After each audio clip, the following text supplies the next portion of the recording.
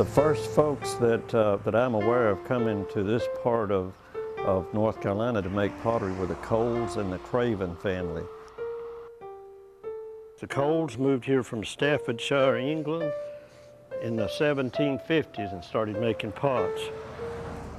They were cousins of mine. My family married into them. In fact, that's probably how they got into pottery. And pottery has been made continuously. It's an unbroken cycle since the time they got here. So that amounts to nearly 250 years.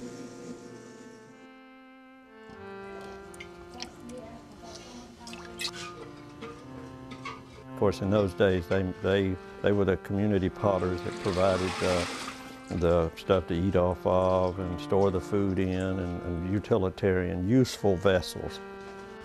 All the old potters that I'm aware of, even up into my younger days, were farmers first. They had to farm and make something to eat, and then they did pottery. It's a cottage industry. I like to carry on the old tradition of making the old functional shapes, and you can still use them or you can decorate with them. This is quite a functional piece, just a plain old coffee mug. I could put anything in it, even drink beer out of it if you like. To do this, you have to like it, and I started when I was about 10 years old. My dad decided it was time for me to learn something to keep me out of trouble. So he built that wheel that's right behind you there in about 1956 and put it in the basement because that's the only place we had electricity. My grandpa's old shop had no electricity, and then we decided to move it up to the Coles, or he did, and we moved it up there for several years, and I turned and he would turn and at J.B. Coles. My brother never really cared that much about it. Seems like he turned some, but not much. It's a 1 gallon whiskey jug. It's glazed inside and out.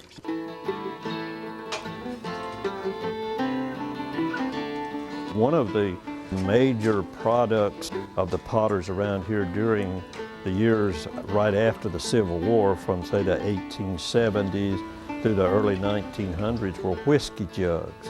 For transporting whiskey, a lot of stills were set up after the Civil War to turn the corn, because a lot of the livestock had been killed and they had good corn crops. They turned the corn into whiskey and sent it west for the final settlement of the West, where there was a big market for it.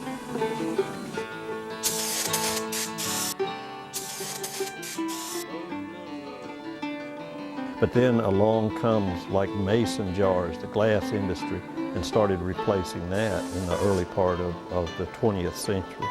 And that was their way of making a living, and it was hard to lose that. They had really nothing else. And again, that was sort of the really beginning of the decline, the really major decline in the need for handmade pottery. And the reason it almost died out in this area by the 1950s and 60s. There were only 2 or 3 operating potteries in this area.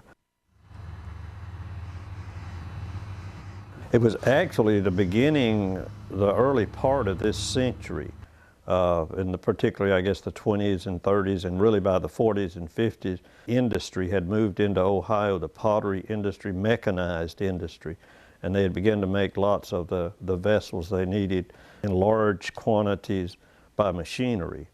And that helped us kind of start the decline of pottery, the need for the community potter, especially, well, I know it did around here in the Seagrove area. Instead of doing 10,000 pieces a year, they did 10,000 pieces a day. And so they sort of about put the old potters, the old community potters like my family had been since the 1860s in this area, about put them out of business.